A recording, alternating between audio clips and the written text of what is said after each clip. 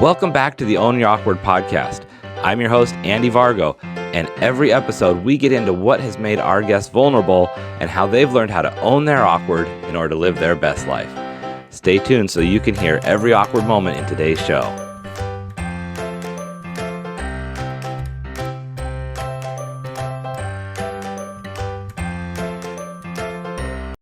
Hey everybody, welcome back to the Own Your Awkward podcast. I'm your host, Andy Vargo, and today we have Corrine Petteys. How you doing, Corrine? I'm doing great, Andy. Thanks for having me on your show. How are you doing? I'm doing awesome. I am so glad to have you on. Why don't you tell everybody a little bit about yourself? I didn't really give an intro on what it is or what you do. I didn't want to steal your thunder or not give you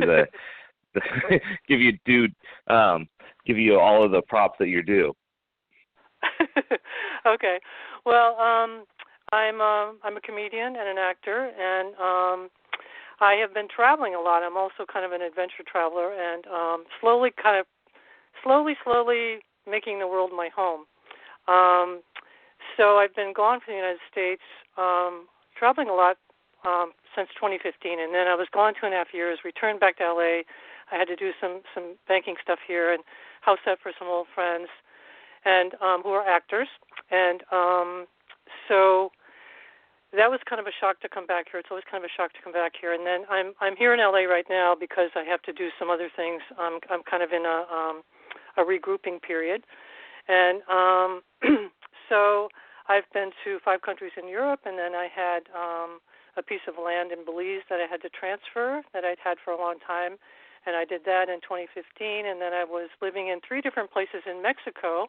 I lived first in Chiapas, up in the beautiful San Cristobal de las Casas up in the mountains, and I was painting there, and I did an art exhibit with 4 Mexican painters at a friend's restaurant called Sweet Beet.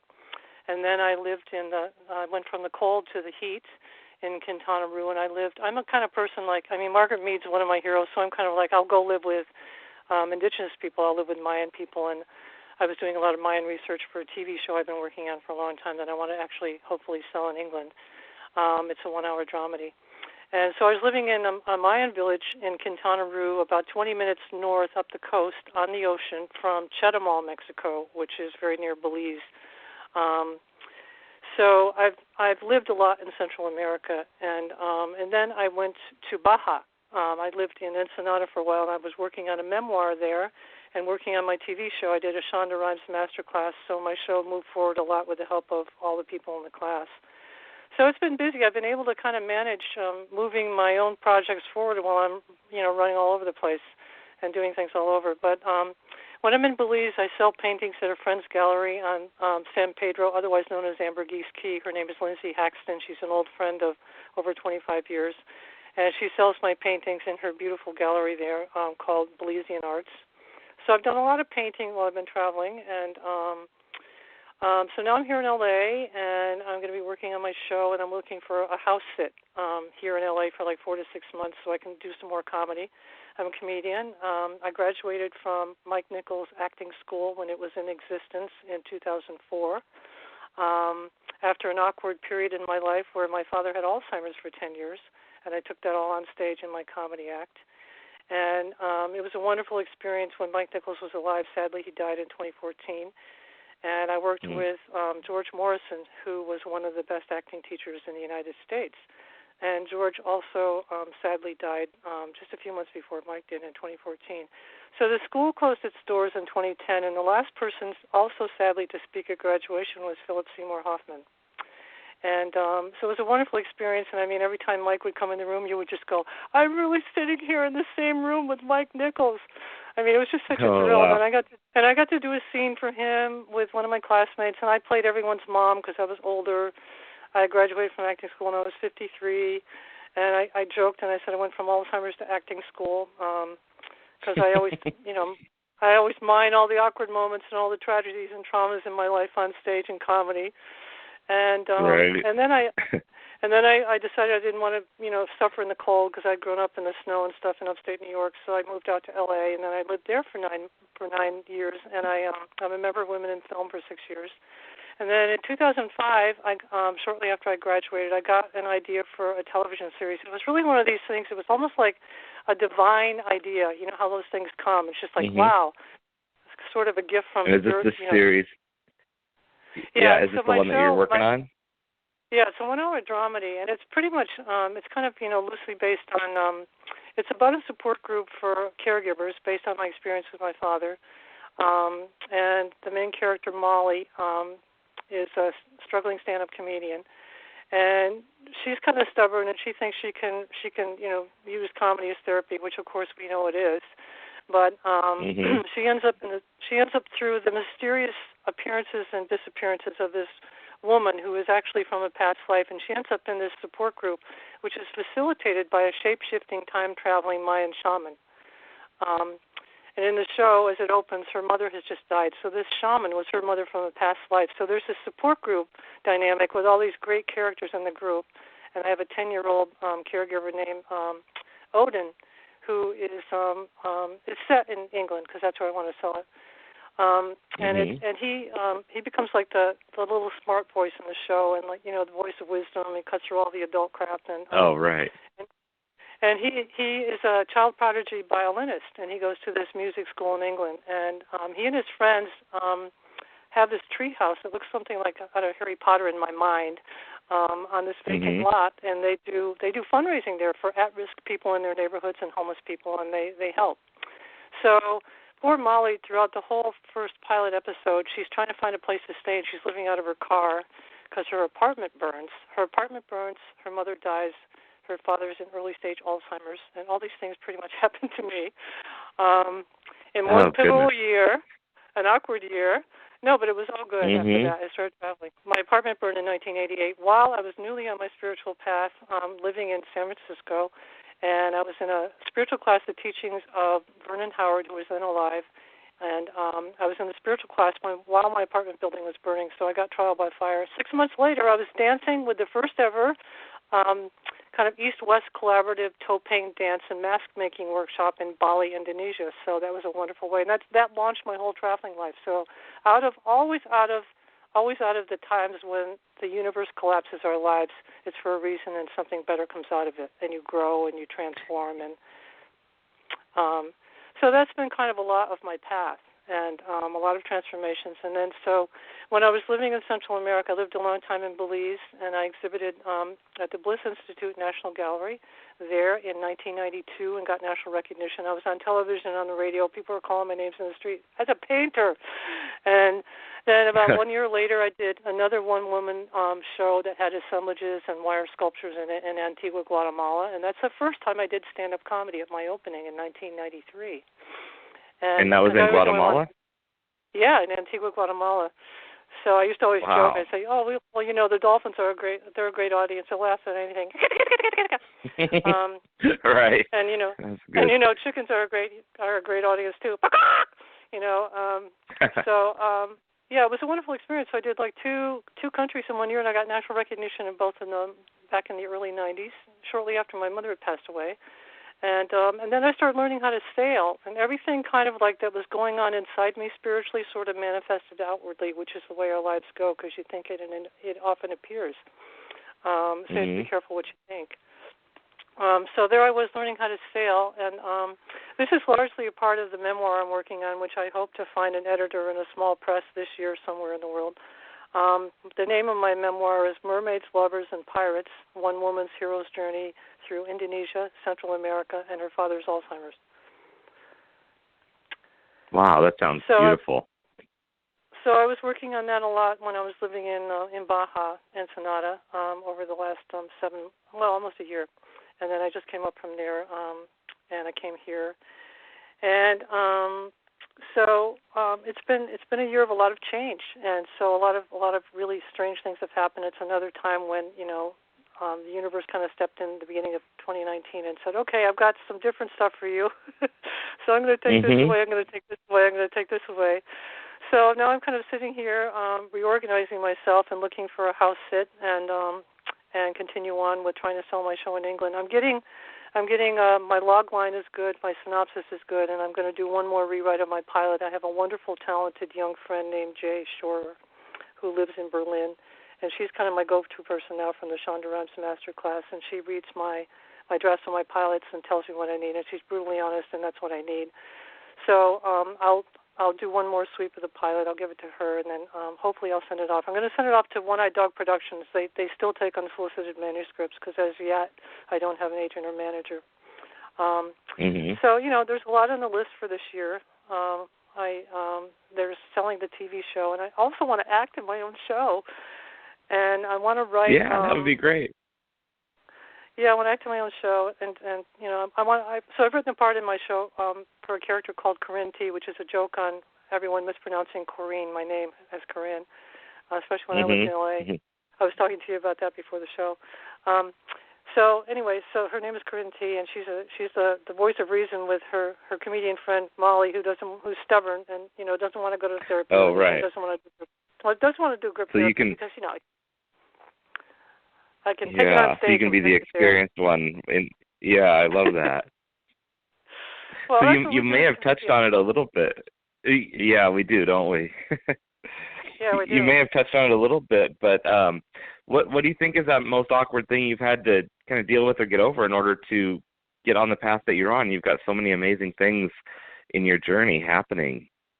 Well, I really think there was a lot of kind of trauma and tragedy in my childhood, and that was the beginning. I started kind of wanting to do comedy when I was 3, and I'd go into my parents' bed and I'd do something at the foot of their bed with their feet or something, And then we lived next to an auction barn. I'm an only child.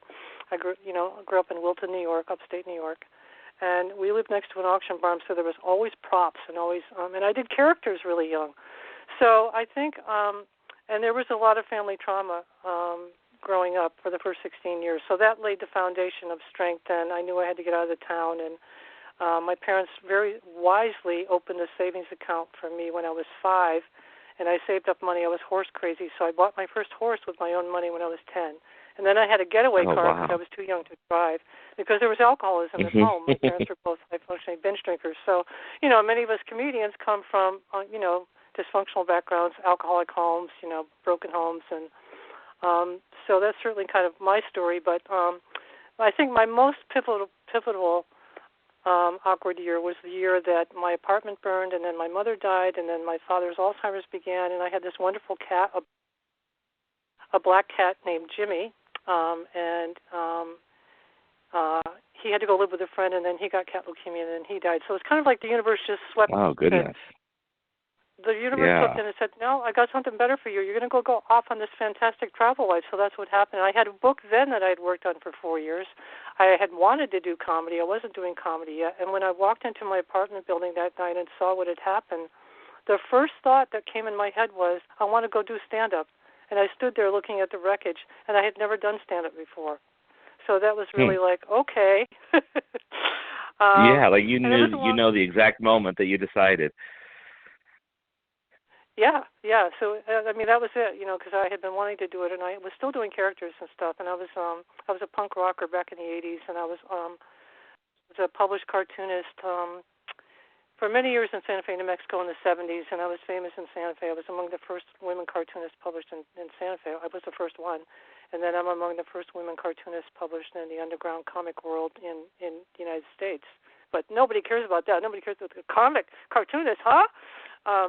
So then I was in San Francisco, and I was published in the undergrounds at Ripoff Press and Last Gasp Eco Funnies. And then I also worked in animation in San Francisco. It was a pretty wonderful time in my life, and the whole time I'm a punk rocker doing performance art and writing these weird theater pieces and stuff and performing them.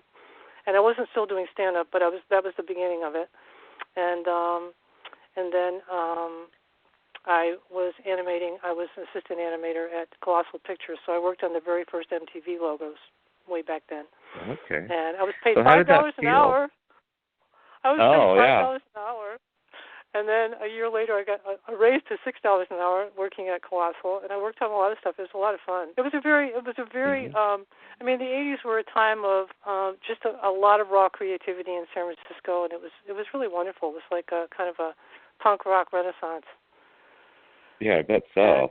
So when you first got on stage, how did that feel for you when you've been funny your whole life and done acting and stuff, and then you had this pivotal moment where your life kind of literally burned, and then you had to be reborn out of that. So when you got on stage, how did you feel in that moment? Well, it wasn't until I was in my 40s actually, and it was in San Francisco, and I had met this guy who I ended up living with for 4 years, and he helped me get started in comedy. So I didn't quite know what to do. I had really good energy, and I had been living in Central America. I'd been living in Belize and sailing on boats and all this adventure and stuff. So I got up there, and I had a lot to talk about, and I just was so happy to be on stage, but I didn't know how to do it yet. So I just learned quickly watching comedians, and of course always watching comics on TV and in films and stuff for years and years. But it was a different thing when I got up there. I wasn't really nervous. I was just like, I was just like kind of like, I've got a lot to say, but I don't really know how to say it yet. And and I was making jokes and stuff, but I just kind of was like, and other comedians were like, God, you got great energy, and you're kind of unique. And so then I started like learning how to do it, and I started writing, and I started taping myself with a tape recorder, and I just started learning from all the comedians in San Francisco. And I was fortunate at the time. We all kind of hosted a little coffee shop here or there or some spot, and we'd often there was every Tuesday night right on Market and 6th was this open mic that was famous in San Francisco at the time called The Luggage Store. It may still be going, hosted by Tony Sparks. And Tony has helped launch many, many comedians and nurse their careers up. He's a wonderful guy. So I started out with W. Kamau Bell. He used to come to my open mic that I did at this little place called One World Cafe, which is now a Starbucks in San Francisco. And he was brilliant then. And a lot of the other comics I started out with have made it, like Bill Santiago has done HBO specials. And so it was a pretty talented group. Then I went off to acting school. And myself and this other comedian who was a female comedian, her name was Andre the Wonder Woman, and she was hilarious. She and I both had parents with Alzheimer's, so I still had kind of the ball and chain of that around my leg, symbolically. So I wasn't kind of moving it forward as fast as some of the other people, but it was just great in the 90s in San Francisco. And sometimes Robin Williams would come and pop in the room, and I mean, he will be forever missed, of course. Right. Oh, yeah. And he would kind of come and pop in and raise the whole energy of the room, and then we'd have comedy in the park in San Francisco. It's usually like, I don't know, it might still be in August or September, but that's still going on, so that was a great thing. And then, so we would just, and then we'd start to get little paying gigs, and we would work this event or that event, and then one comic would have a car, so we'd go to one open mic, and then we'd all pile in the car, drive around and do 2 other open mics, and that's just the way you do it. I mean, you know this, you're a comic. You get as much stage time as you can, and then you start to get yourself. I mean, some comics start out right out of the gate, and they're already like they know who they are, and they just hit the ground running, and they're great. Mine, I had to work at it, and I had it was a while before I started seeing my voice, and then I was doing characters there too. I had a character I haven't done in a long time, and her name was Louise, and she was afraid of everything. So she was the voice of fear in America. And I made her like agoraphobic, and I wore a black raincoat and a scarf around my head, tied under my chin, and I had glasses on. And so Tony would introduce me at the luggage store. He goes, okay, now, your next performer, we got to give her a lot of love and a lot of support because she's kind of afraid. So I would sort of creep up along the wall, and I'd get on stage, and I just stare at everybody for a minute, and I'd say, whoa, you're not going to hurt me, are you? And everybody would go like, what the hell? And then I would just go, well, I don't mind telling you, but I'm afraid of everything. I said, everything out there is scary, isn't it? And I'd go on into the whole thing. And then I have a really good friend who's the reason I went to New Actors Workshop. His name is Paul Olson. He's a talented actor and comedian. He's still living in New York. And he's the closest thing I have to a brother. So he started playing my husband, Harold, so Harold and Louise. And then we were this agoraphobic couple, and the vacation would be coming out of an apartment and going to the elevator, going down to the street, going back up the elevator, and going back to our apartment. That was our round trip vacation. Oh, wow, yeah. So, and we were really good together. We had great chemistry together. So he would dress up like Harold, and I would be Louise, and it was funny. And then, Paul did a lot of characters, and he was brilliant at them. And he had Hans Mocha, who was this Nazi guy that worked at Starbucks. Hans Mocha, that's funny. Yeah, so he was funny. And then he did all these other characters, And then my mother and his father died within 12 days of each other, so we were kind of, grieving together and stuff. Yeah, it was great. I mean, starting out in the mid 90s for me at age 45 in comedy, after all these travels in Central America, was just great. I had all that to bring on stage, and my former boyfriend that helped me get started, we would do jokes about each other. He was a very tall African American guy from Omaha, Nebraska, and he would tell jokes about me, and I'd do jokes about him. But we were really supportive of each other as comedians. Yeah, that's fun. So it was a lot of fun. It was just fun. I mean, there were so many comedians, and then sometimes if he was in town, Patton Oswalt would pop into the luggage store and do a set, and it was just fun. It was just it was a great time.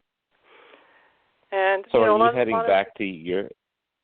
Oh no, go ahead. Well, I'm not sure at this point. I mean, what I'm hoping to do is sell my TV show in England, and one of the awkward things that happened at the beginning of this year, I found a house sit in Crieff, Scotland. This wonderful woman, and she had 2 dogs, so I was hoping to go there and then do more research for my show. But so what happened was, I bought my ticket, and I flew out on February 4th from LAX to Gatwick Airport, and then from there I had a 2-hour and 40-minute layover, and then I was going to hop on an EasyJet. I was flying Norwegian from LAX. I was going to hop on an EasyJet to Edinburgh, and then I was going to take a train 4 stops to where she was going to meet me at a shopping center. So I had researched it somewhat, and I wasn't fully prepared, and I didn't know that I was asking for 6 months, 180 days, and I didn't know that I was going to need the standard tourist visa for sure. And she had checked with some other Americans, but they had only stayed like a shorter time, so she wasn't sure, and other things had happened, and I was kind of off center, and so I normally research things really well. So I got to Gatwick Airport, and they started with a series of questions. They saw that I had been in Mexico and lived in 3 different places, and that I hadn't become a resident. So that was one thing. That was a thing, and I'm like, well, that's odd. I can live someplace and not have to be a resident. It's a free world, and millions of people travel and house it all around the world, and they do work exchange things. There's websites for that, and they just travel. They sell everything, they give up things, and they go traveling for the rest of their lives. Millions of people do that. So, and then they saw that I'd been traveling since 2015, and then they said, do you own property? And I said, well, I had a lease in Belize, and I transferred the lease in 2015, 4 years ago, with no thought of England at that time. So they thought that was strange. And then it got stranger and stranger, and I got more weirded out. And so they said, well, where's your they said, do you live in the U.S.? I said, no. I said, but I go there to do things. And they said, when's the last time you were there? I said, 2 days ago. And I said, before that, I was there for almost 3 weeks over Christmas. I've been living in Mexico. So then that was weird, and then my stuff is stored at a friend's house up in Mendocino, an old author friend of mine, Eleanor Cooney. She's a wonderful writer, and we've been friends for almost 40 years. So, and it's good to always have an address in the States, so she lets me use her address. And normally I don't really need it. And then I had a friend in LA that would let me use her address. So when it came to renew my driver's license, I was able to have it sent to her address. So yeah. It is tricky when you're living for a long period of time out of the country where you're from. For sure. And you need something like that, and you have to have friends that help you, and I do, and I've been very fortunate. I'm very grateful. So anyway, so then the questioning came to, well, at first I was rattled, and I said, well, no, my stuff isn't anywhere. And then the woman, the young immigration agent, she said, well, that's weird. She said, what were you planning on doing for 6 months? I said, well, I have a friend in Scotland who has a house, and I'm going to be basing myself out of there and traveling around Scotland. And I said, in my DNA, I'm 82% British, Scottish, Welsh, Irish, and a little bit of German, and 1% Italian, and 1% Swedish. You're going to go check it all out. Yeah, I wanted to see, like, the roots. So I was going to go travel around Scotland, and I'm a big Outlander fan. I wanted to go to the battlefield of Culloden. I wanted to go to Inverness, and I wanted to go to Wales, and I wanted to go to England, of course, and I wanted to look out for. So at first I said the woman Annie who I was going to house sit for, she said, well, don't tell them that you're house sitting because you might need a work permit. So at first I just said I have a friend, and then she asked more questions. What's the person's name? How did you meet her? How long have you known her? And I was like, oh my right. God, and so it's getting weirder and weirder, and I'm getting like, oh my God. So then I gave them her phone number, and then they called her, and then she said, well, this is weird. So then she took me over to this little glass enclosures, and I'm like, uh-oh. And then she said, I've got to go talk to my supervisor. And then she wanted to know Annie's phone number. So then they called her, and then she came back, and I said, I'm so sorry before. I said, I've only had a couple hours sleep. It was a long flight.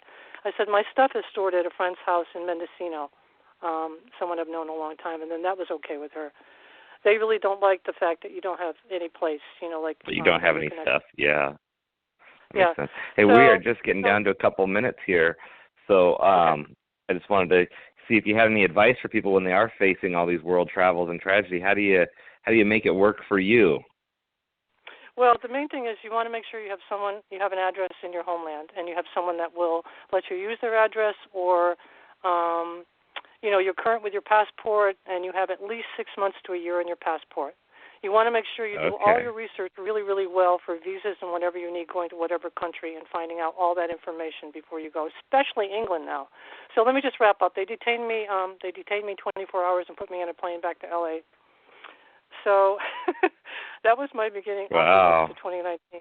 So now I've got to, mainly it was because I didn't have the visa, and then they explained to me that they consider house sitting when you're getting something free, something that you need a work permit for, because you're getting something free house sitting, and they consider it a form of work. And I'm like, gotcha. What? Yeah. So now it's going to get better from here, and I'm excited about the rest of the year and looking forward to where I'm going to be house sitting next. While I get ready. Yeah, I can't go back to England for a while. I've got to get the visa, and then I'll get that all sorted out, and then I'll go back and hopefully sell my show there. Yeah, hopefully you'll be watching your show on the air next time you're in England. That would be amazing. I hope so. And I was joking with the people in detention. They were very nice to us, and they had a good sense of humor. I said, well, I'm a comedian. I'm going to be doing comedy about being in a detention. And, of course, I will. Of course, yeah. Oh, that's awesome. Well, I so appreciate you sharing your story with me today. It's been a pleasure to get to know you. You've been everywhere around the world. I think as we were planning this, every time I talked to you, I felt like you were in a different place, a different time zone. So it's amazing to see someone doing that.